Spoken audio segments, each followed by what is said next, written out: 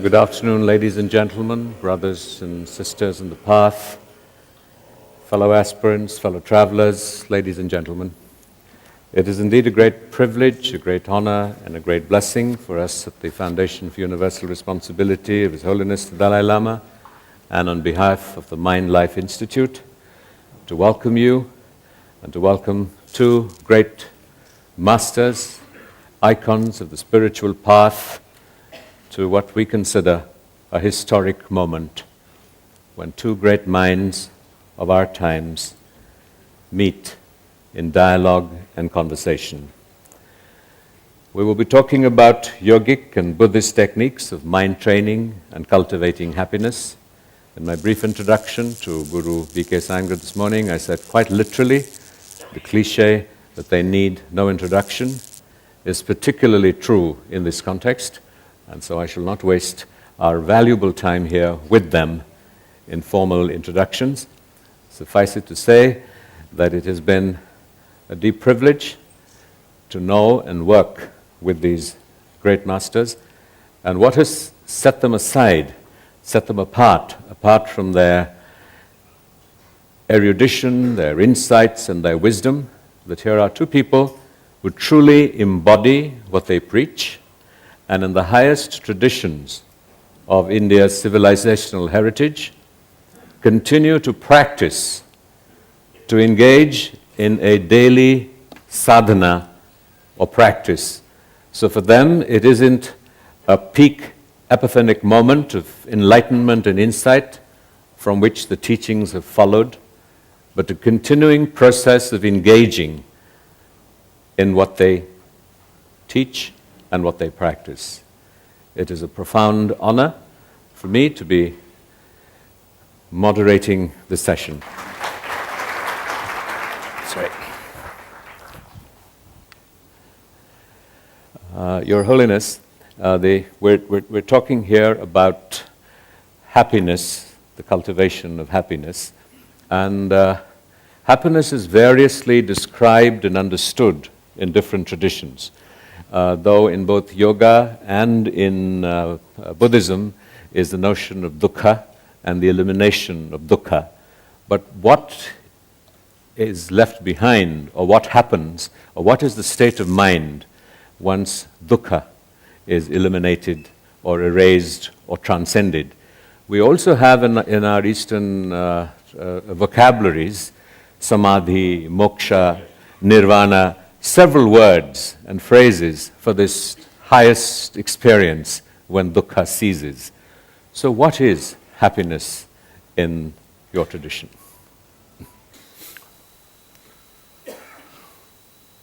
Firstly, I really enjoy this occasion. I usually refer Indians as our guru. So now here, I think real sense of guru. I'm Chara. I just learned. You see, at the time of my birth, he already started teaching yoga. So 76 years is the practice of yoga and also is teaching other. So real sense, because of the guru. Guruji.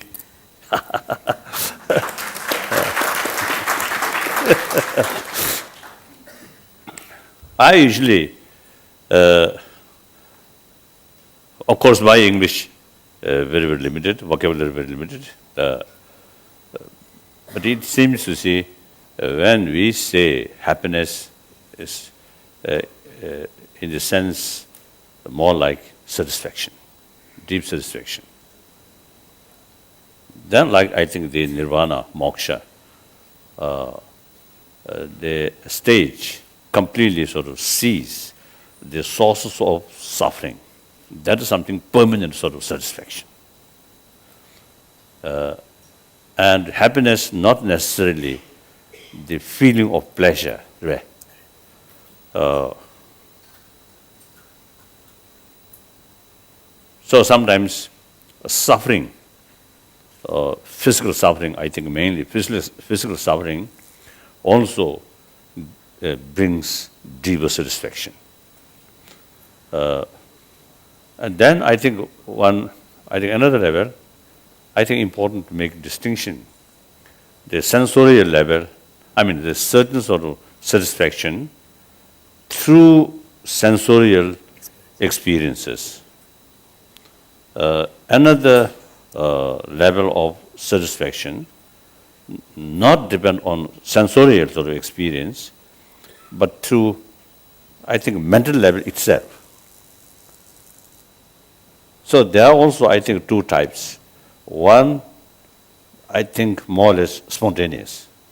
Another, through training, through familiarization, through cultivation, and make use it. Then eventually, a certain sort of now, for example, the compassion, Mahakaruna.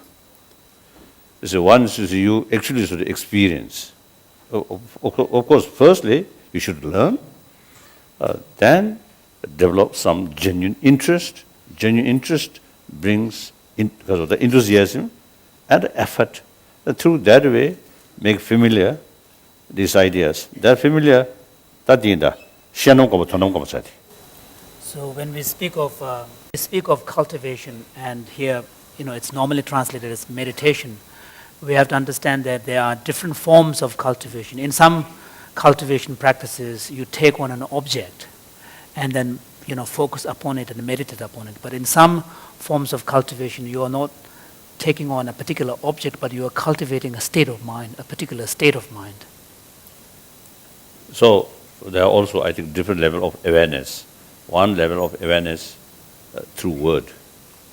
Another sort of level of awareness through reasoning, you get some kind of conviction. Then third level of awareness through experiences. So through that way, you see, get a deeper sort of satisfaction at the level of mind aware. Mind not depend on sensorial experiences. So therefore, like dream state, the sensorial sort of consciousness, not active, not function, but mental level, you get a certain sort of feeling, certain experiences.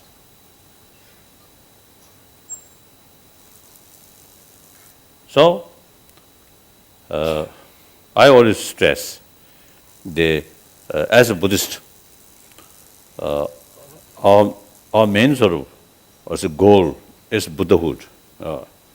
But meantime, we also should think the day-to-day life more pleasant, more calm. That as a byproduct, right? A byproduct. Through training of mind, you can, I think, equipped sort of better sort of the ability to combat day-to-day sort of problem. So that I usually see make sort of separation from Buddhist religion or religion. Simply, I call secular way to achieve happy life, day-to-day life. So like that. So that's happiness.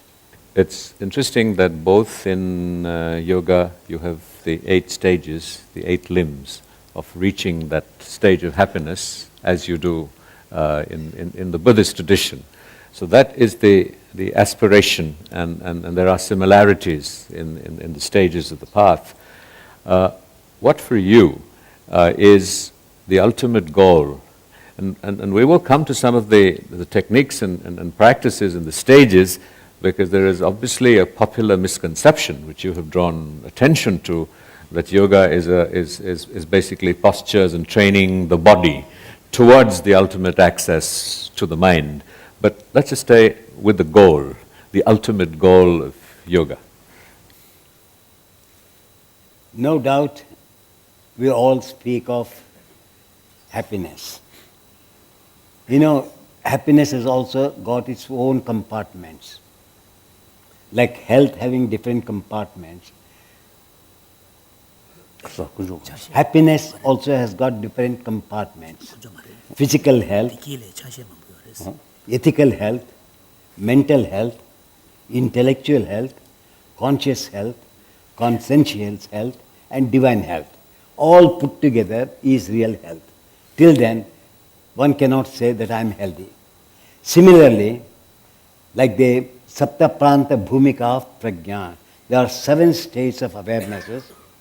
So first awareness is the awareness of these 7 stages of health.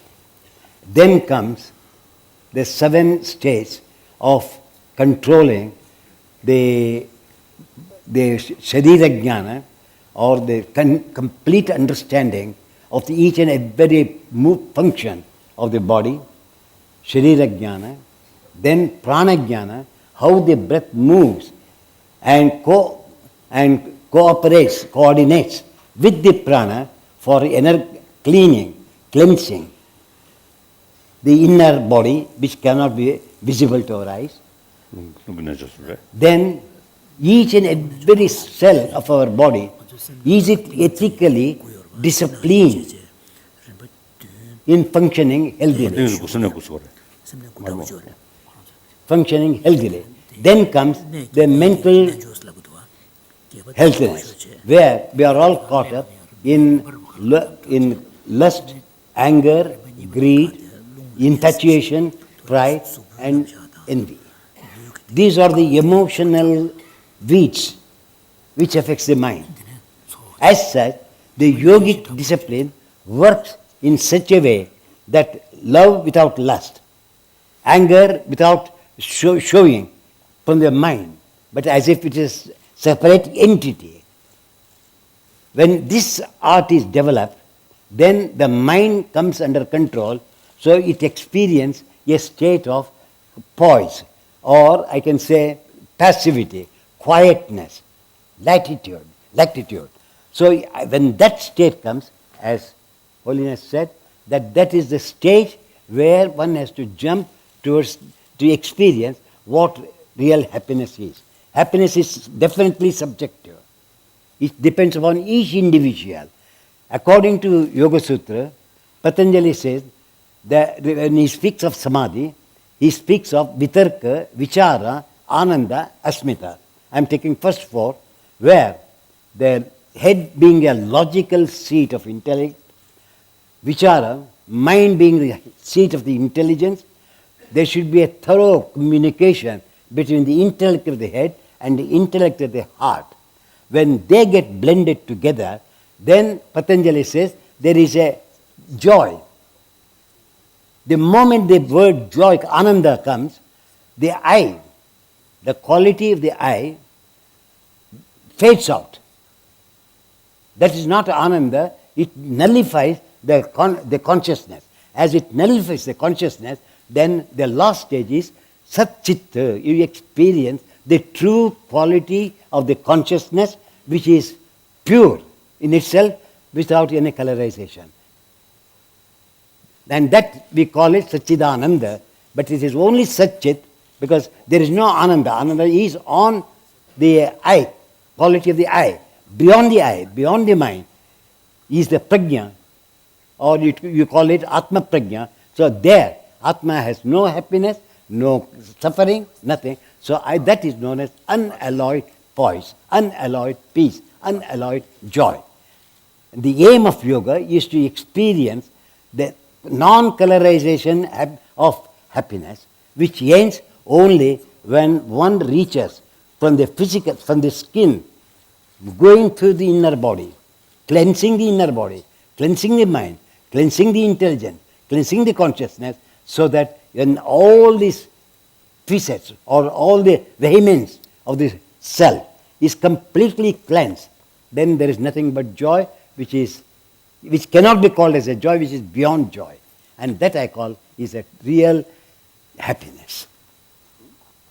So, Your Holiness, would you see this in the context of clear light, of without any kleshas, of having transcended any sort of descriptions of this state of experience and being, so that you can no longer label it as ananda, joy, but it is a state of being which is, I'm lost for words, I'm certainly nowhere near understanding or experiencing it, but do you see parallels in that? When we're talking about these various states of mind, particularly those that are derived from meditative experience, we are dealing with a very, very complex and complicated subject here. For example, in the Buddhist sources, there are descriptions of various levels of absorbed mind, if you want to call it. For example, we understand the descriptions explains the state of mind in terms of progressively from a grosser to a subtler levels of absorption, and beginning with the everyday mental experience of the sensory world, then moving on to transcending the sensory experience and so on. So, and similarly in the Buddhist tradition, we find actually quite different descriptions as well. For example, in the Abhidhamma Kosha, as well as Abhidhamma Samuccaya sources, there are descriptions of various levels of jhana, concentrations, and each of these with different characteristics and qualities of mind. But then if you look at the Vajrayana sources, there seems to be a slightly different explanation of the different levels of subtlety in the perspective, particularly in the highest yoga tantra. So, we are actually dealing with a very, very complex issue here. Well, to bring this down to levels as unworthy aspirants as me can understand, what is it that makes Your Holiness happy on an everyday living experience? I think my experience, almost zero.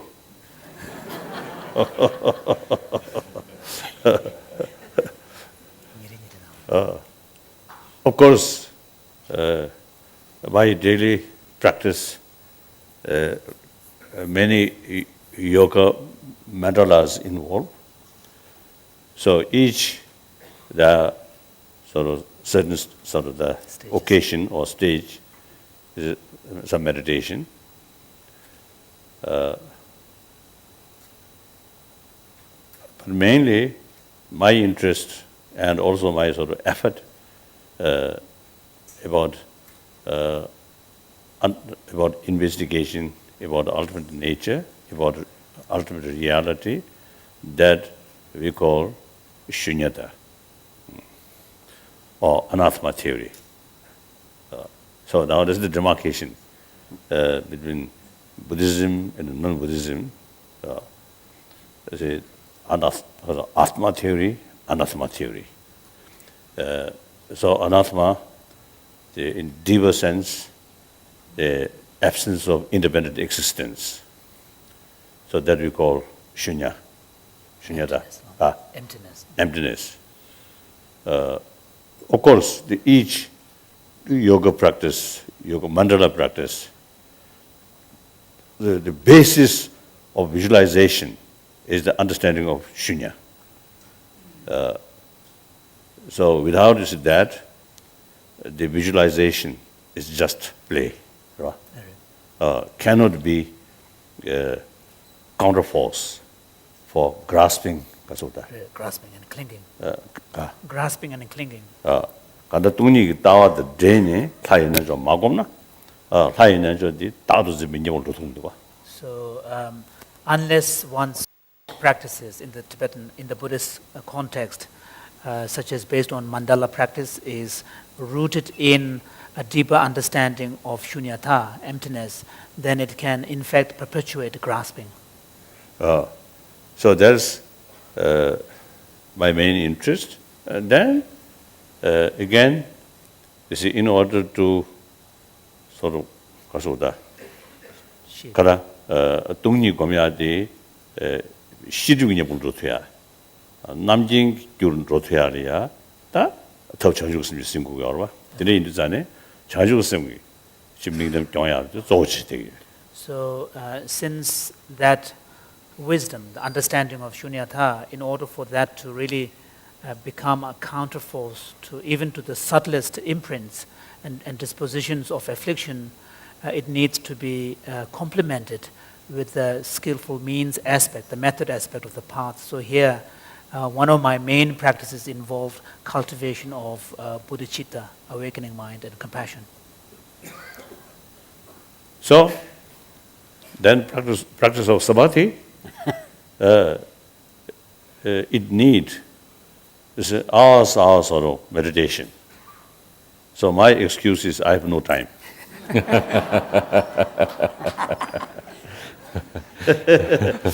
If I have sufficient time, I don't know.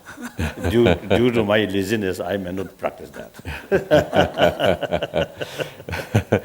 Guruji, in terms of your practice, shunyata, the emptiness of inherent existence, in some ways is aims at, in our own everyday lives, to loosen our sense of grasping at false reality. That to get a sense that what appears solid and it has an independent existence from its own side isn't really so. Would you see parallels to that in the investigation of recognizing that Maya, illusion, that all the world is an illusion, is a similar aspiration, though, underlying the notions of Atman and Prakriti and other principles? First of all, we are, as being human beings, we are all struck by dukkha, no doubt about it. Right. On account of our mental deficiencies. Vitarka vichara, vitarka himsadaya, kruta karita anumodita, lobha krodha moha purvaka, mrudu madhya adimatra. Ajnana ananta dukkha ajnana phala iti pratipaksha bhavanam.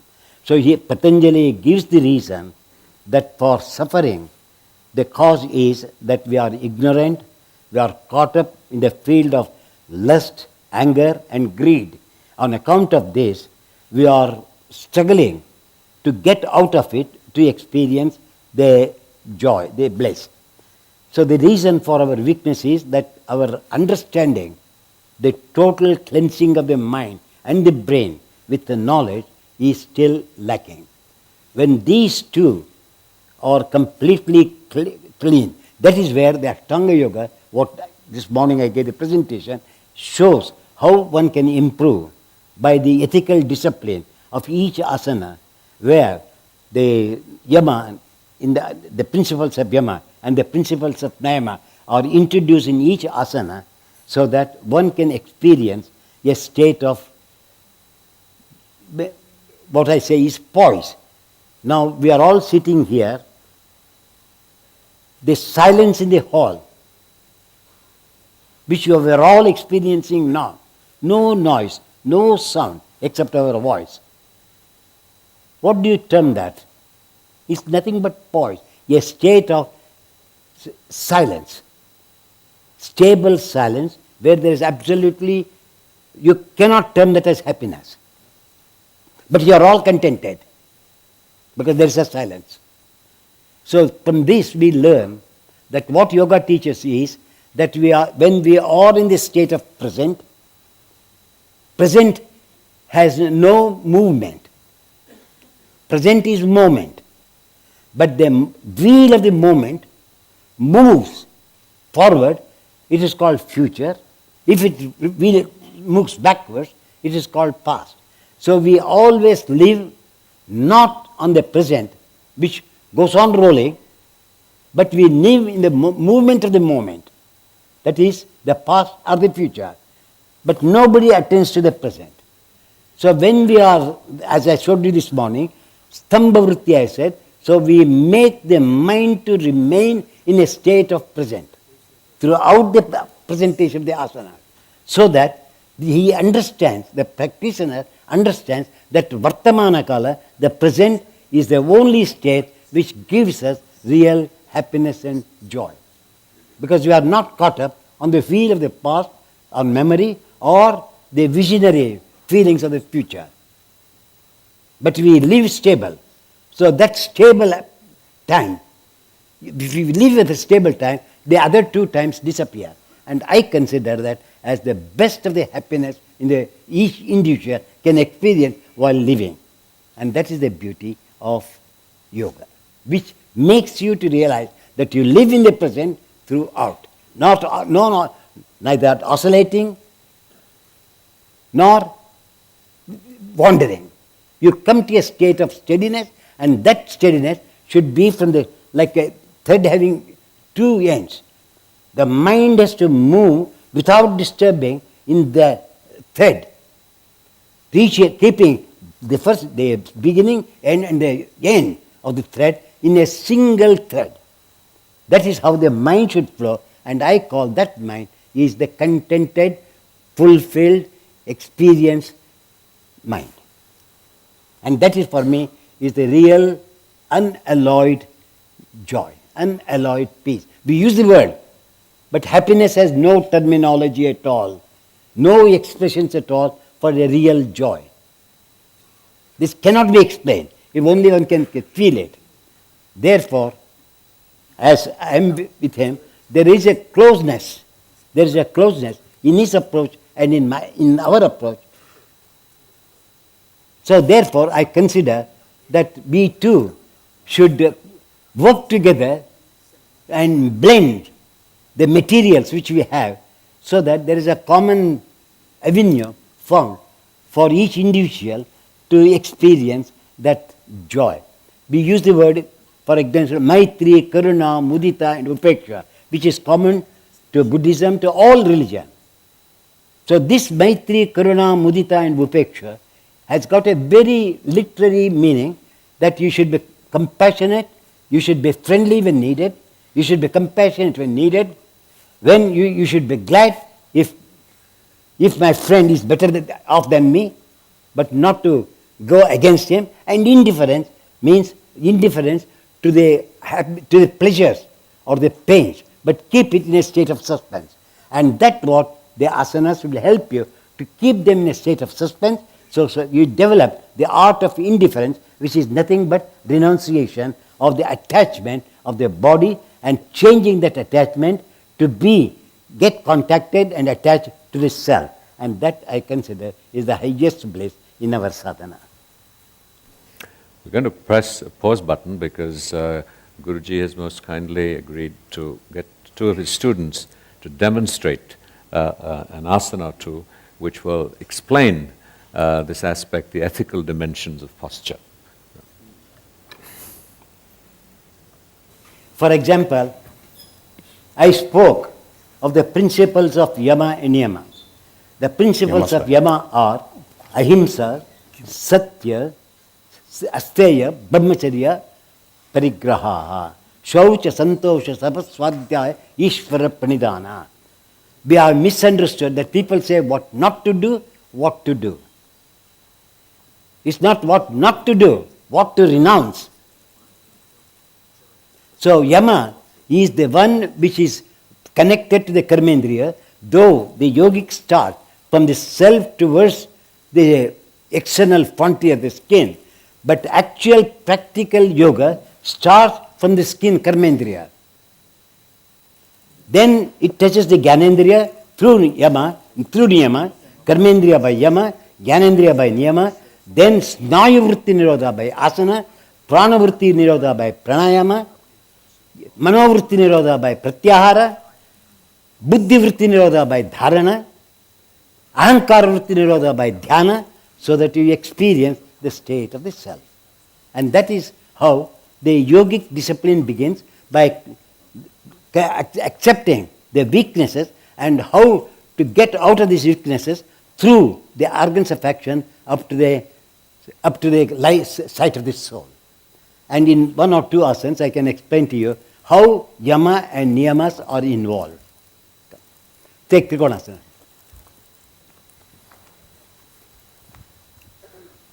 एक घंटा कृष्ण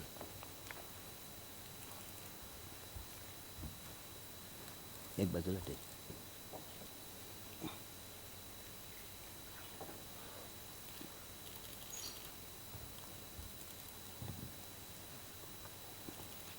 एक बस लुटे लुटे करना चाहिए.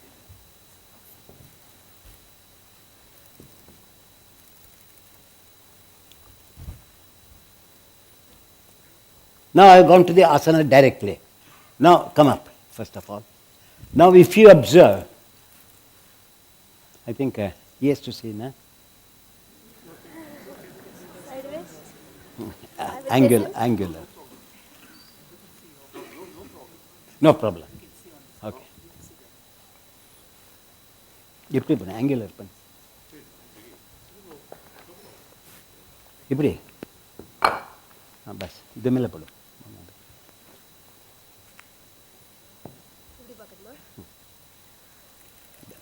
Now, stretch your hand. You can do this way.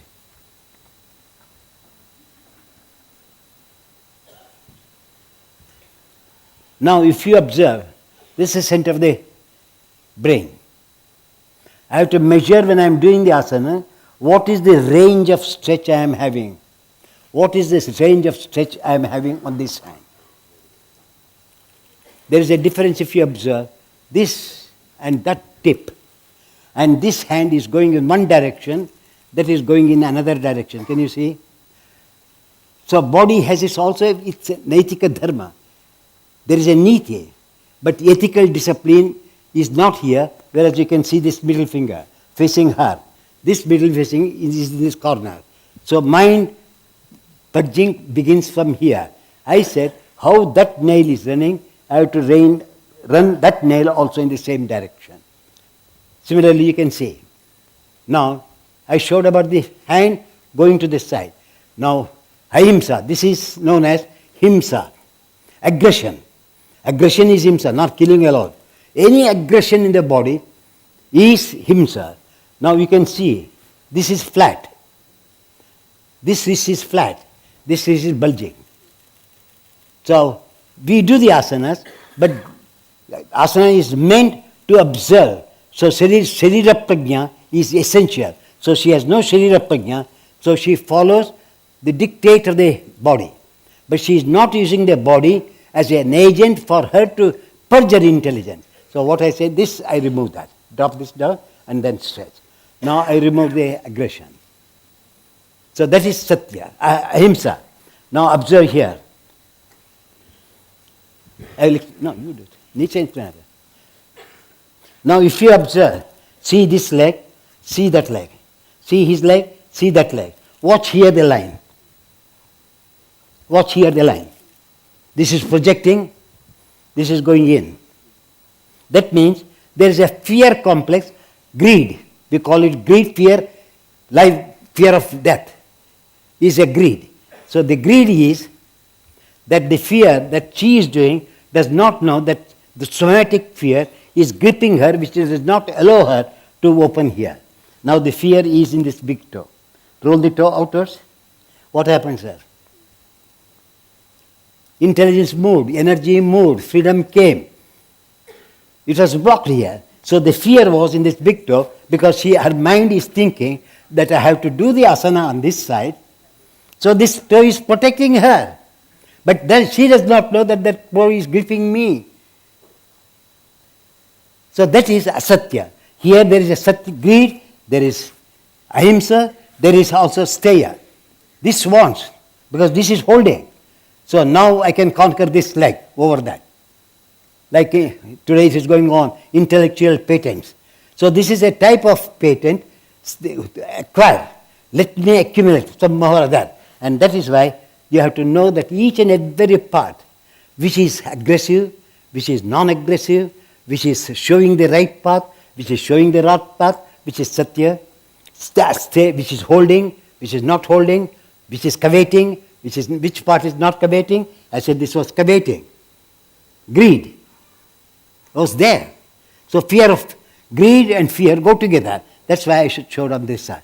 Brahmacharya. Now when the mind, intelligence, what is brahmacharya is, the cell, the flow of the cell should move evenly everywhere without any divisions. Now she is doing, he is doing, he is doing. Now if you observe, see the opening, The lifting of the chest, closing of the chest. Here the ribs has fallen. Where is his shoulder? Where is his shoulder? So narrow. We do the asana, but that is known as bringing the mind to see the hidden parts which grows weeding. That's what we call diseases. Dukkha comes because this hand is unused, this hand is used more. Now I will adjust. Now don't bend, right?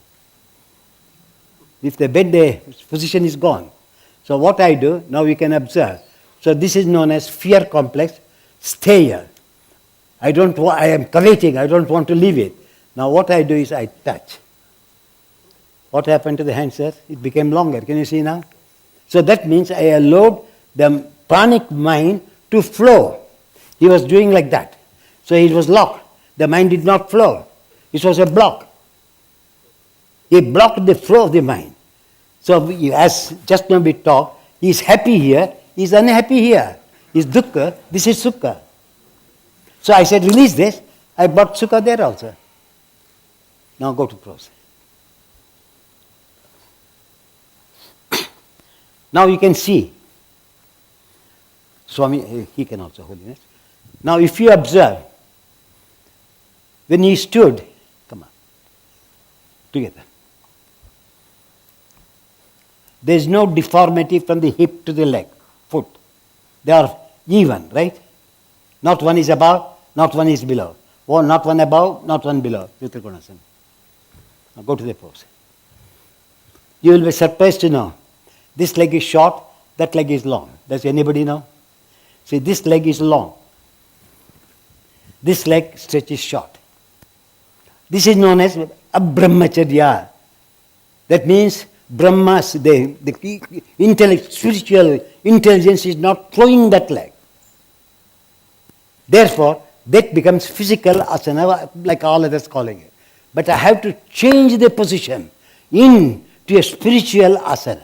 So what I do is, I just move and I said inner ankle lift up to the level of the outer ankle. That means the self is flowing evenly on the outer ankle and the inner ankle.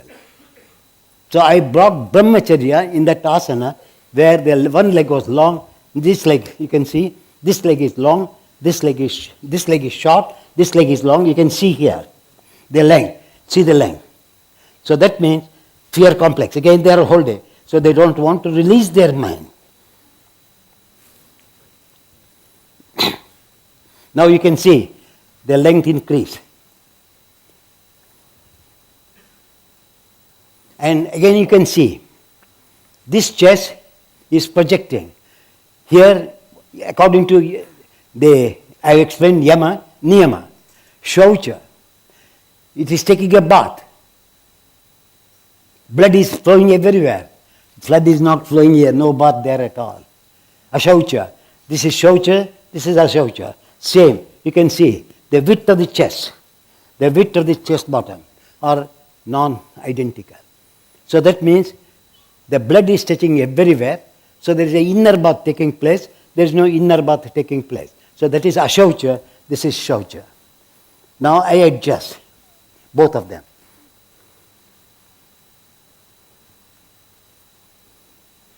Now you can see how much I gave bath to that side in the asana.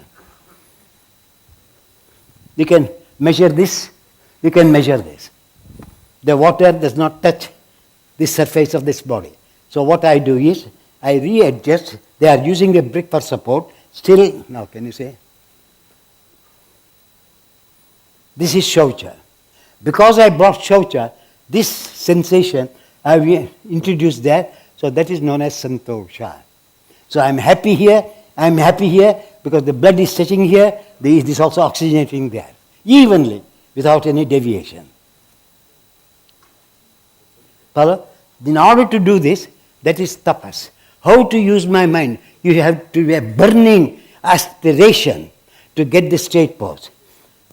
Now, show the back. Show the back.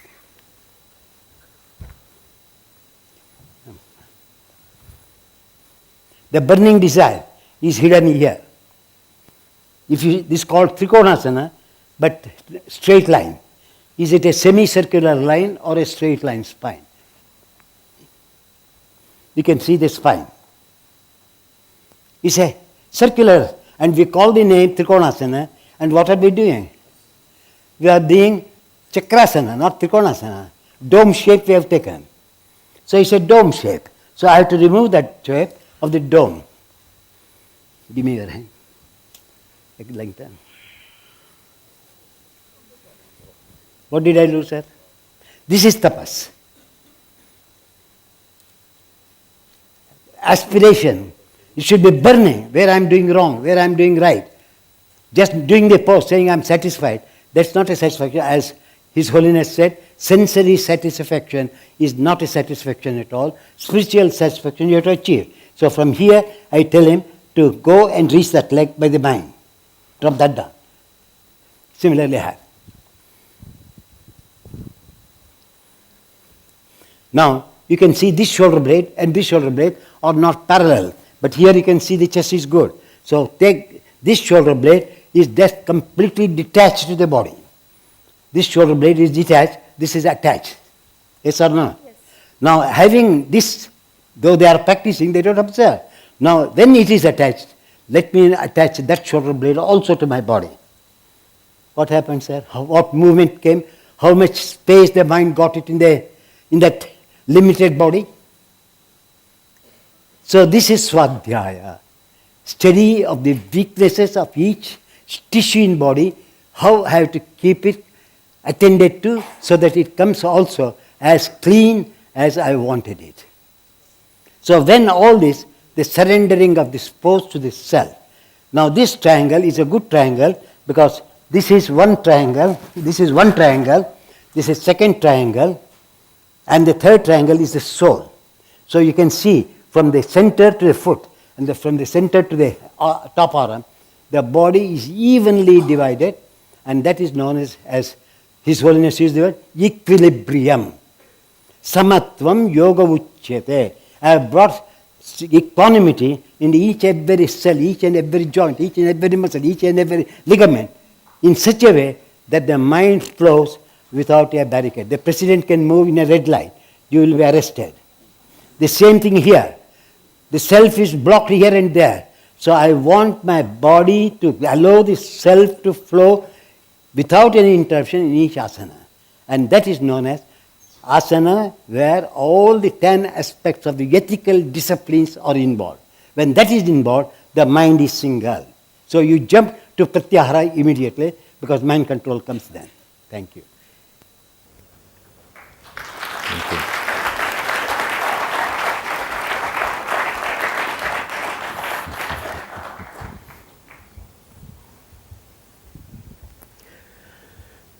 Thank you for that very inspiring, insightful, empowering, and to use contemporary jargon, awesome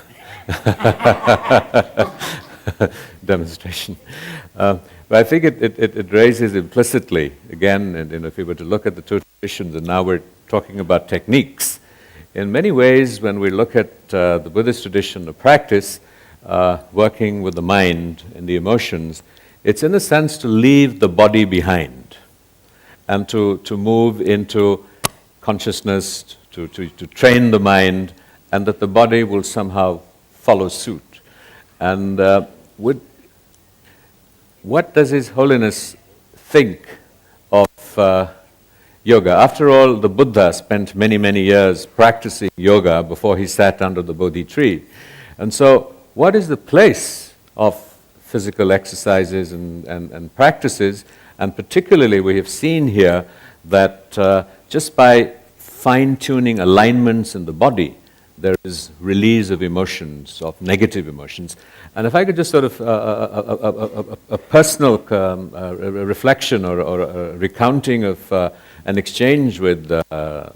Iyengar, and I recounted that this morning, that when I met him about 2 years ago in Pune, he said that, look, he had given up the active teaching of yoga because he was concentrating on special needs yoga, because he wanted to concentrate on his physical practice, on his practice of asana and yoga, because he felt there were still parts of his body that his consciousness had not reached. So implicit in this path is the ability to carry your consciousness, as in some ways we work in Buddhism on our consciousness and minds, to the remotest, deepest recesses of the physical body. And from that follows and flows insight and a change and a shift in consciousness, which is a sort of different approach in some ways.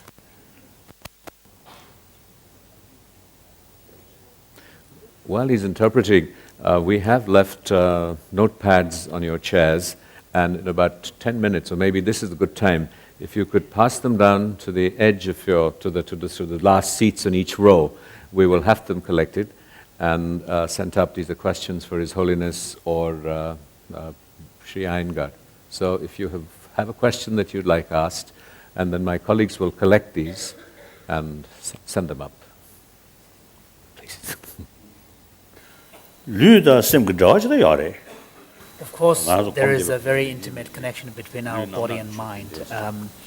And there is a clear recognition of this in the Buddhist sources. For example, when a practitioner sits down to formal sitting meditation, there's a great emphasis on adopting the right body posture, known as the posture should have 7 aspects of a good posture of a meditator.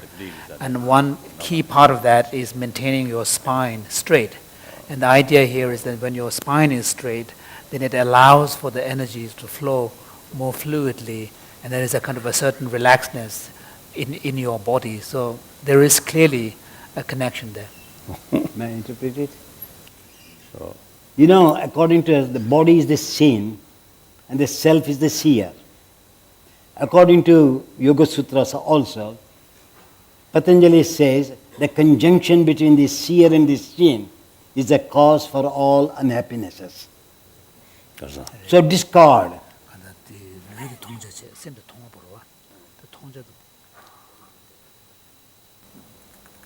So break that.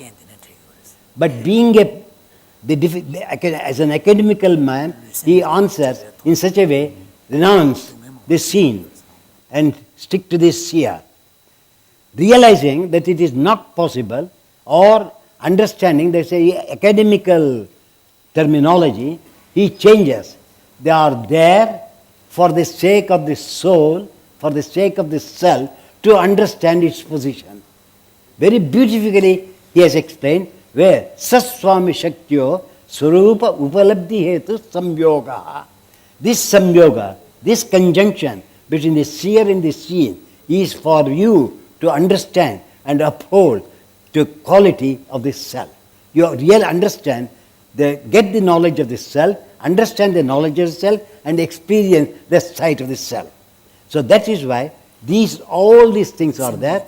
So for me, as he put the word, Sharira is not Maya, Sharira is a playground. So the Atma plays in that playground, so that the Prakriti and Purusha get wedded together, like Kshetragya Yoga of Gita, where it says the body getting wedded with the self. So yoga also makes the Prakriti to get wedded with the self, so that there is no deviation between the element or elements of nature or the principle of the soul. So union of these two is really the human happiness that one is striving for to experience that. And I call that is the stage. And His Holiness also said, when the Manolaya comes, they call it Shunya, we call it Manolaya. There is no difference between Shunya, Ashunya, or Manolaya and Manojaya. Manolaya is a state of quietness. After experiencing that Manolaya state, where the mind do not wander at all, stay in a stable state, then the constructive use of the mind is said that now use the mind. This experience of quiet, tranquil state of the mind, use it as a 5th Purushartha, as Bhakti Marga. Dharma, Artha, Kama and Moksha are the 4 Purusharthas which everybody knows.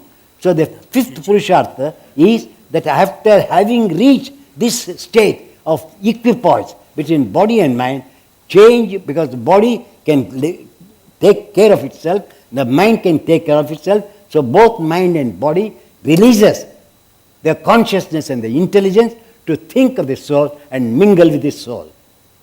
And that is what the aim of yoga is, and we are struggling for it.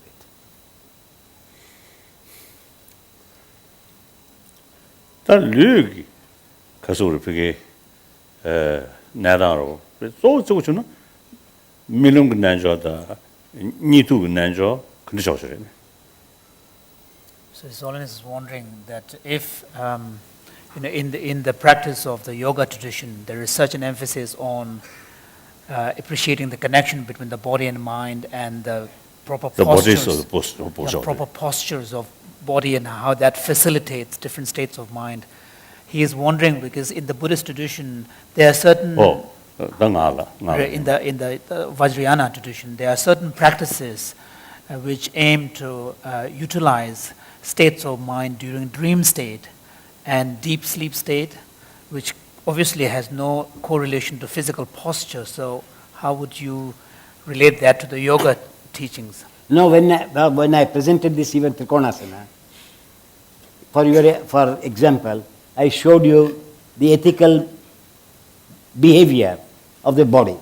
And also, some parts are in a sleepy state, some parts in a dreamy state, some parts are in a wakeful state, in any movement. So, the first stage of making the people to do the asanas and pranayama is to realize that how to get all pervasiveness of the intelligence so that there is no compartment like nidra, swapna or jagrata. But it should be all pervading where all the three avasthas or the states disappear. And I consider that as the highest point of dhyana. But Mr. Iyengar, do we have do you have in the yogic tradition working with dream states? So when you're in sleep and you, or not in sleep, or different levels of sleep, do you then work with or use dream states as part of the practice? No, it's not like that.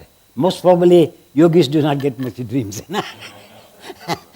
And what you have to know is the state of the mind. In Jagrata state, the mind is in the brain. In dreamy state, the mind is in the throat. That's why many people get choking in dreams. And in sleep, the mind rests in the heart. Hridaye chitta sambhite. So the seat of the mind is the heart itself.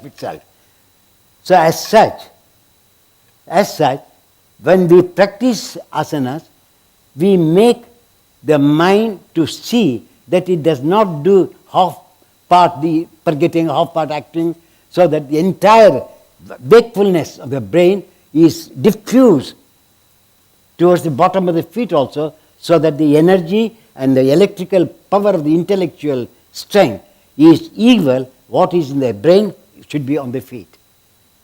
And that is actually active meditation. Please don't think asana is a physical. It's active. There are two types of meditation. One is active meditation, one is passive meditation. In active meditation, we bring the self to come in contact with the physical body, whereas in dhyana, the physical body moves towards the soul, the core of the being. In dhyana is centripetal, in asana is centrifugal. So if we know these differences in the movement of the mind, probably you will all become to experience the knowledge of which is connected to nature, is equal, is in par with the intelligence of the soul. So as long as there is a difference between intellect, cultivated intellect by the mind, and the dominant, hidden, illuminative light, if these two join together, I consider that as dhyana. And that dhyana leads to swarupa shunyavastha, which we call samadhi. Actually, samadhi is not the highest level. This is the beginning stage, because swarupa avastha is lost. The swarupa pratishtha has not been established. So Kaivalya Pada speaks that after experiencing the quietness of the self, where the presence of the I is faded, then the real I comes up. And that real I means that you have reached the ultimate aim of dhyana, because all these other aspects becomes the steps for kaivalya, moksha. So in a simple language, moha is connected to the body, moksha is connected to the self. So freeing oneself from moha is for me the freedom of the body.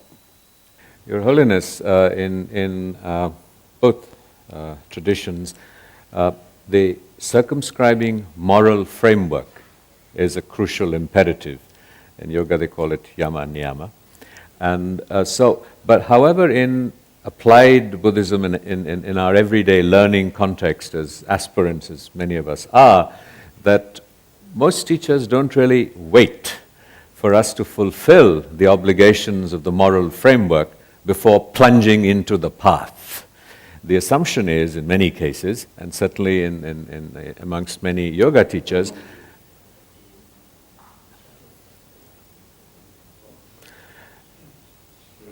the assumption, the assumption in some sort of many yoga traditions is that if the mind is very agitated and in deep distress, then you might as well apply techniques of pranayama or whatever, of slowing the mind, so that you can begin to address issues of morality and subscribe to the moral framework. So how important is the order, the sequence of moving from one level to the other of practice? Because what we've been talking about is intellectually stimulating, but certainly and I can only speak by myself, I'm sure there are people here who are far more evolved than I am, that it's unattainable, certainly in this lifetime, that aspiration. So we're still stuck. We're trying to live, morally better lives and struggling with that. So what are the aids that we can access?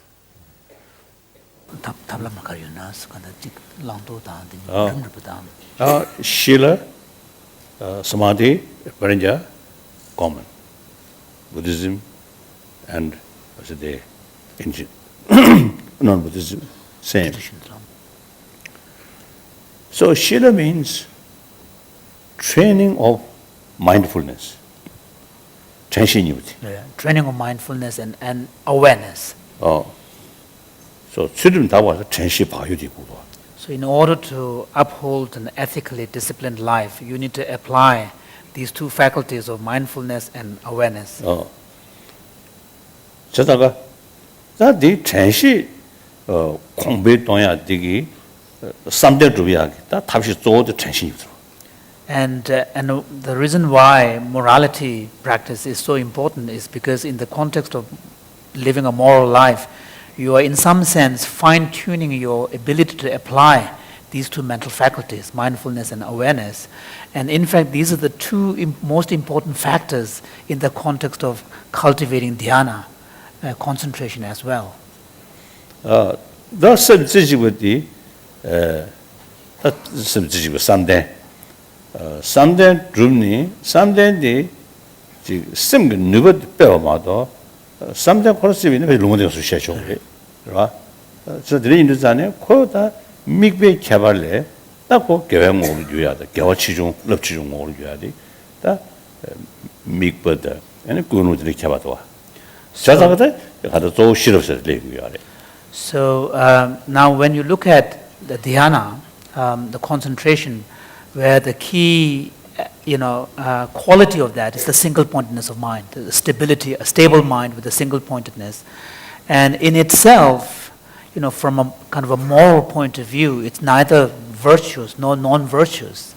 And what makes it virtuous is the other factors, such as the kind of object it focuses on, complementary factors, and so on. That's why, in the Buddhist context, the role of wisdom, prajna, becomes very important. So therefore, in the Buddhist tradition, we make distinctions between, vipassana that is mundane level and vipassana a non-mundane level. And that demarcation is done on the basis of the kind of object that you take on in your practice and application of wisdom. 난 지금 내가 상동디 탈배줄로다 내리 탐지집줄로도 그런라서. And whether that particular practice of vipassana, whether it is mundane level or non-mundane level, becomes, from the Buddhist point of view, a cause for attainment of moksha or liberation, again, is determined by the kind of motivation that underpins that, whether it becomes a cause for attainment of liberation from cyclic existence or omniscient state of the Buddhahood, is again determined by the underpinning motivation. 아다 상학 나리야, 다 산제베 상학 전나리야, 저규 주규, 다 난조규 난조 라미 있잖니, 다 그런 난조규스 찍도 봐이네, 다들 난조사 찍도 되적도 와. 뭐지 저규 라이 난조야래, 동직이 난조야래, 요래, 주규를 뜻이 요래, 요래 있는 난조 타녀 자서디, 난조규 다 규고만이 우리 자이고 와. 무슨 저규 그들이 지금 롱송해야 되는데 여여래, 롱근데 여여래. 얘네들 또 잔주셨을 난조규 나라. 다들 또 난조라미 규 나라. 저다 디디 다들 되게 하는 공시대들이 심근 남도 남면도 예배 그들이야. 디마도 지 회법을 질이야. 그는 롱루 구축 써야 돼. 렘도. 대배졌다. translate nga shunere tajida na de nem jula li get. So as you are aware, Dr. Iyengar, in the Buddhist context, we also use the term yoga, particularly in the Vajrayana tradition. And within the Vajrayana, traditionally we speak of 4 classes of Tantra, in the Buddhist Tantra, the Kriya, Charya, and Yoga, and Anuttara Yoga. And so although in the first 2 levels of Tantra, there are some form of yogic practices that involve usage of your breathing processes like pranayama. However, it is in the Yoga Tantra, and particularly the Yoga Tantra, the real sense of yoga is understood in the Buddhist context. That 가다다 류기 에너지 소문도 다 디다 배시션 샘기 똑바 코네 콘도 배야다 샘기 남도 고토라 아니 에너지 다 배시셔야지 다 샘기 샤바 룽다 그게 다 에너지들이 샘 요약은 누버티 그래서 다디 저롱도 저이가 있잖아요 저롱을 내도 해야지 다 저롱을 내도 해야지 냠니 제발라 류디 대고 싶지 쫑고 싶을 거야지. 셴 자기 룽기 와야게 그 냥가로 찍지가 그래. 또 디 냥가만 해야 돼. 아니 류중리도 돼. So in the Buddhist context, particularly in the Vajrayana, the term yoga is used in a particular way, where the kind of the special feature of the Vajrayana practice is the utilization of bodily energy as part of the meditation practices. And there is a recognition that the movement of the mind is very intimately connected with the movements of energy within the body. So therefore, if one wants to train the mind and discipline it, one also needs to find a way of calming the turbulences in the mental state, a mental level, and that needs to be done by cleansing and training the bodily energy, the vayu, the pranas. So and therefore, in order to do this, then you need a certain flexibility of body, and so part of that preliminary practice of the yoga, we have actual physical exercises in the Buddhist text as well. That they are not teaching us. They are those negative. Sem namdo le wemba sem chigta toju kaya meba chigta lumu dance lo chog phaji 다 동원돼. 근데这样 믿어 봐. 직당 다야 그나 레다 这样 믿어 봐 되게 这样 믿어 봐 내가 되라. 차단다. 그래서 제디 배지 문제가 요하면 다 세버려. 레디네 되게 这样 믿어 봐 검셔봐 되게 제도가 내걸이야 차단 충충으로야기 다 년부치당으로 그렇지게나. 다 산제에 중문안에 차단 그 전에 때민지 녀몬도 예대 순집에 이제 못 거면 다 때민지 녀몬도 예대 싫어 녀몬한테 되게 예배 있는 자네 때 따올 기회 잡아 녀몬 다 될래야 믿고 삼기 미셔와 대 가서 우리 그게 친절로 따와 되기 신유 수신배관에 다들 숙중다야지. So today you do 다음에 따와서 sharing with you. So one question that His Holiness would like to ask you, Dr. Iyengar, is the following.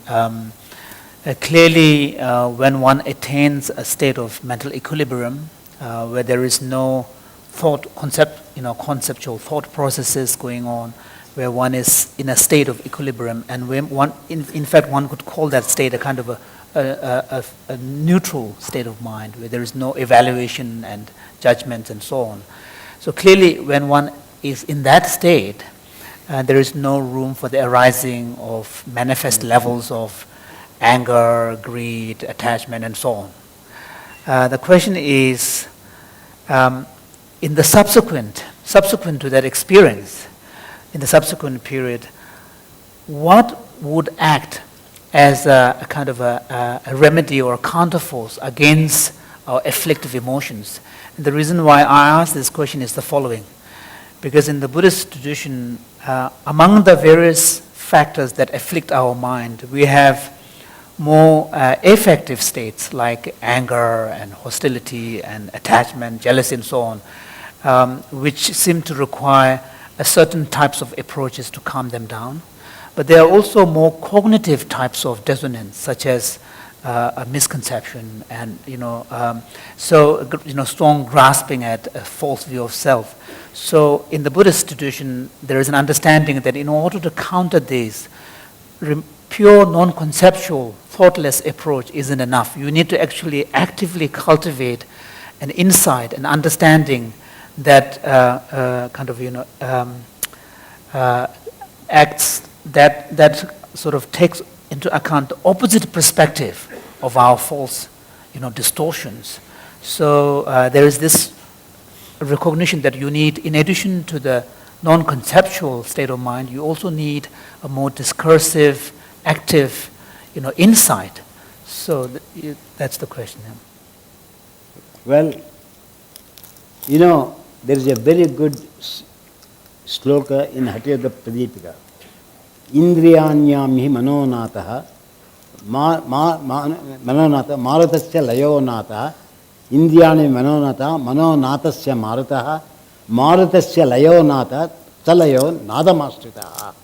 It's a very important function where mind is the master of the senses and prana is, as they spoke, prana is the master of the mind. So the moment you realize and master the rhythmic flow of breath, the mind becomes calm. Chalevatam chalam chittam nischalam bhavet. So as the wind blows, so the mind moves. So there is a tremendous connection between prana shakti and manas shakti. So if these two are coordinated together, the mind cannot wander at all because prana is brought into a rhythmic state. That's why pranayama is a foundation for experiencing the spiritual aspect of life. So prana is very important, which I agree with them. And at the same time, we should know that a bird cannot fly with one wing. It has two wings to fly. So similarly, if we have to climb the ladder of spiritual life, we have followed two wings. One is the ethical practice of yama and niyama, and the other is shilata, righteousness and virtuousness. Both have to be balanced in order to experience the truth, the real truth of our art of living. And I think we are all working for that experience. Dr. Iyengar, I think that in terms of our aspiration for happiness, for want of a better that in the Tibetan Buddhist tradition we're often encouraged that if we have kleshas or negative states of mind, to meditate on an antidote that will diminish the power of that negative emotion. So, and to move beyond the merely calming of the mind, of getting the mind and body or the subtle elements in sync and harmony, is there a role for something like that to work with thoughts and ideas and emotions? You know, vitarka bhadane pratipaksha bhavanam. Very clearly it is said that if anything, negative currents are there, you have to think of the opposite currents to function. Vitarka bhadane pratipaksha bhavanam. It has got two meanings, bhadana and bhavana. What is the bhadana you experience and what is the bhavana you experience? Suppose they did Trikonasana. What is the bhadana on the right side? What is the bhavana on the left side? So synchronizing the bhadana with bhavana with the bhadana, so the bhadana disappears, the bondage disappears. So pratipaksha bhavana is also in the yogic term, but it is meant for the intellectuals. So what about the common people? So for a common man, average intellectual, Patanjali uses the word that after exhalation, Maitri Karuna says, he speaks that after exhalation, remain quiet for some time and experience the state of the mind. So you experience a state of manolaya after exhalation. So first lesson Patanjali gives is about baiting, pausing after exhalation, passive exhalation, not forceful exhalation. The air has to be released, not to be expelled. So you have to learn that way so that the mind gets the quality of quietness and tranquility. From that one he has to develop how we have to improve in order to conquer the 5 elements, 5 tanmatras, the indriyas, the manas and the buddhi. He gives in the 3rd chapter how asanas help to conquer the elements of nature, the panchatanmatras, the atomic qualities of nature. Then he speaks of the sharira, which has a hold for you to improve further, where the indriyas become quiet. When the indriyas come quiet, the mind becomes quiet. Mind unites with the Mahat, cosmic intelligence. Cosmic intelligence dissolves in the nature and Prakriti shines. If I may take up... Purusha science. If I may take up a few of the questions from the audience, and there isn't much time, so I will just limit it to 2. How do I control my happiness if someone I love is in deep pain? How can I be happy and have compassion in such circumstances?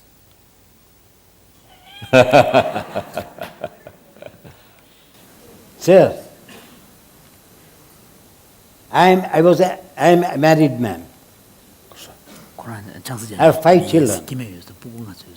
I am not practicing yoga as a renunciate. I practice yoga, though Shivanandaji and all others offered me that they would really give a diksha. I refused. I said, I am practicing yoga for the common people to get the quality of what the yogis say. I said, I am married. I did marry. And after marriage, I made my wife to become my teacher because alignment was not known to me. So I guided her how she should look at my poses and where I go wrong. So there was a tremendous attachment between me and my wife. But all of a sudden, the institute was inaugurated, Bhumi Pujan we call it, and within 24 hours my wife died. And I have taken such a responsibility, and I told my children, of course if my children were there they would have said, today is Friday, my wife is leaving the house, you will not see my mother again. And next day she died. I admitted to the hospital, she died. Now a man with such an attachment to my wife, what have I to do? I was in Bombay. I asked my wife, should I stay or should I go run the Bombay class? I was conducting weekend classes in Mumbai. So my wife told me, no, I will look after myself, you do not close, please go and teach. And the moment I was reluctant, but still, if you are confident, I will go. I conducted the class, Saturday night, I was very restless, and at 3 o'clock, my students come and tells me, your wife is seriously ill, you have to start to Pune immediately. So we went halfway, then in the halfway they asked me, would you like to go to a hospital or you want to go home? I told my friends, my friend, if my wife is dead, she is at home. If she is sick, she is in the hospital. So I do not know. Then they told me at that time, my Guru, your wife is dead, but we did not want to tell you. So as the question is very good, so I accepted it. I said, my friend, I knew that when I told my wife left on Friday, my house, that means she will not return. She is a Griha Lakshmi. Griha Lakshmi left. So my mind was already, God had given me the mind that you are going to lose your wife. So I lost my wife, but I told humorously, but fortunately I have got 2 wives. One was yoga and the other was my mortal body, wife, mortal body. I said, God has made me that you are caught up within these 2. Now I have taken one of your wife out and I am leaving you the second wife. So that is how I became more interested in yoga after my wife's death, and I conquered attachment because I knew that soul knew, because my children never suffered. She said, I want to see my children. The doctor sent, she saw the children and she said, I will not come home, please go and light the lamp. And they lit the lamp and came home and she expired. Now when that attachment was there, just imagine that could I taught at yoga, I would also thought of renouncing. I said, no, she have given me the responsibility of carrying the unfinished work that I should finish without her. And that's how I conquered that attachment and came out of it, my friend. I'm giving my personal example. We have several questions on depression, that when we're depressed, what are the techniques, what are the practices that can help us climb out of depression? Your Holiness.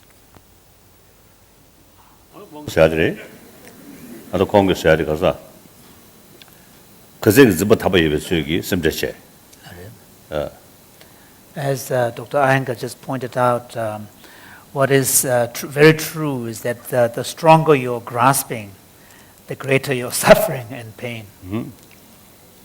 So that the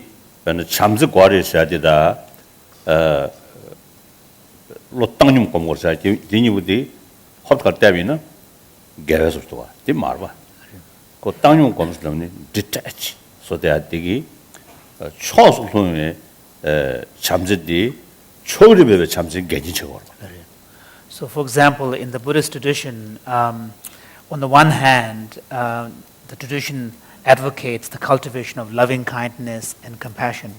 But on the other hand, the tradition also advocates... and before we actually do the meditation on loving kindness and compassion, there is encouragement to cultivate equanimity.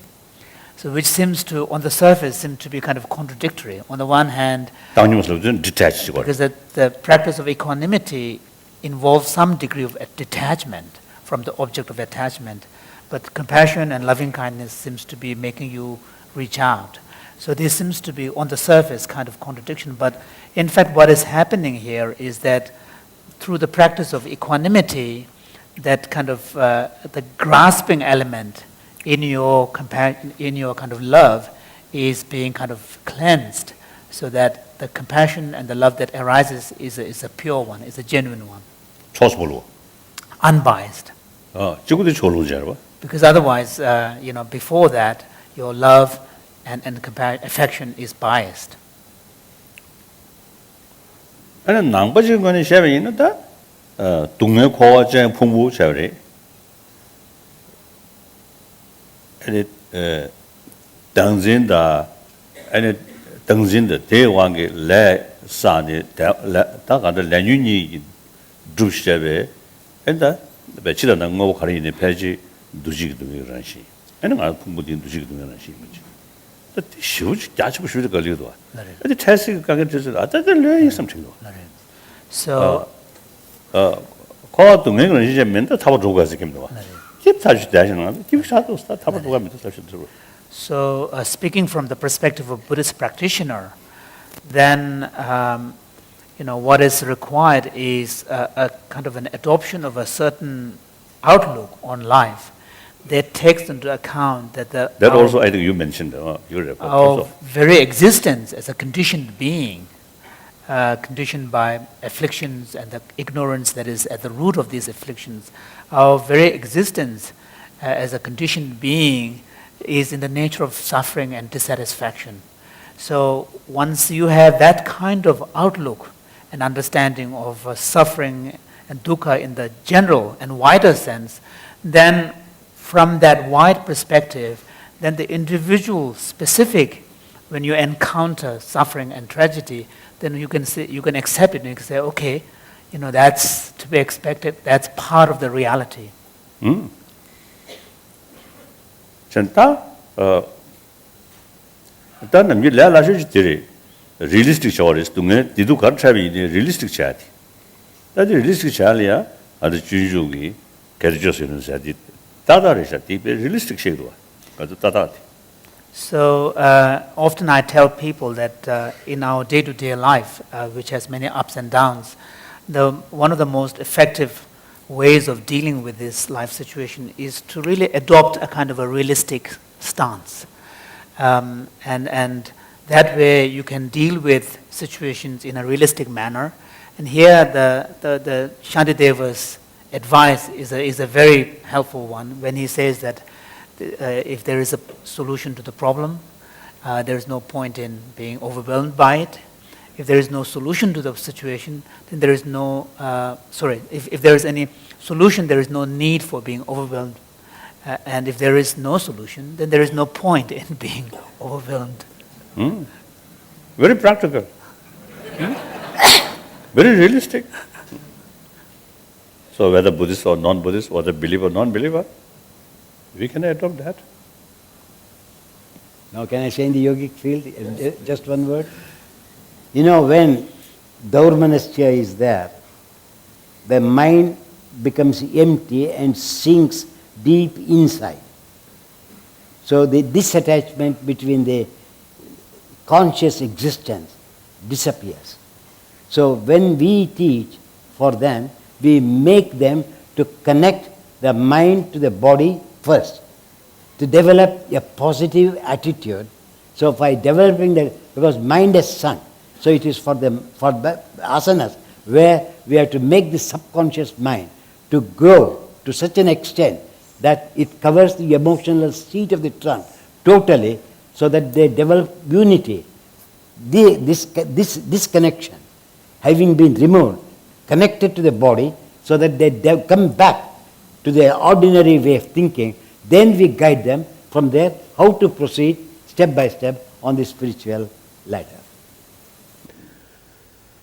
Thank you. This has been a great blessing, a great privilege, a great honor, a great learning experience, and a historic moment for all of us here in the audience.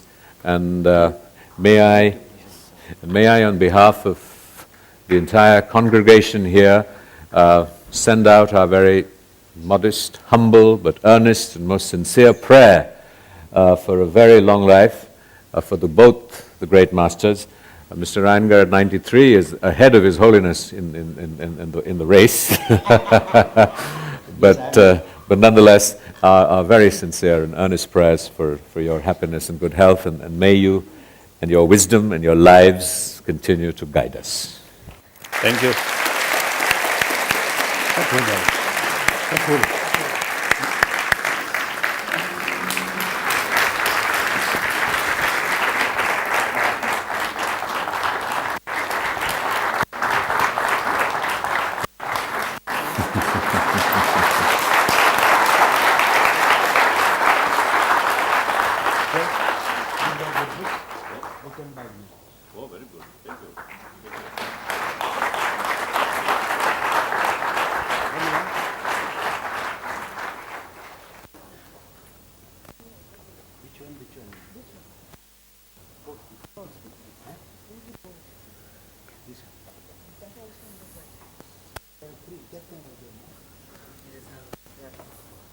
Which are the two? We'll sort it out later. We'll sort it out. Confused. So this is one set. What is the other set? Oh, okay. This is also there. Two are right. These two are right. So these are all my books. Oh, thank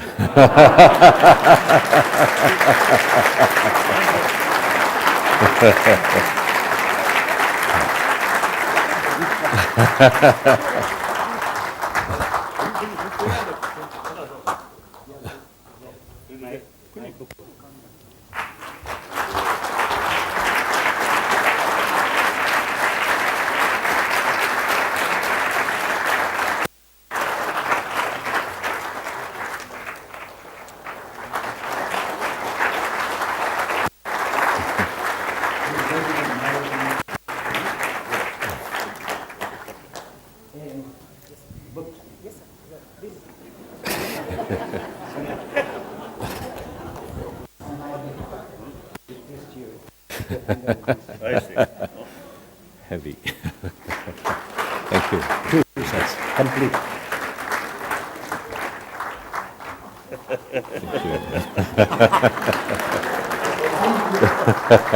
Yoga exercise. Thank you.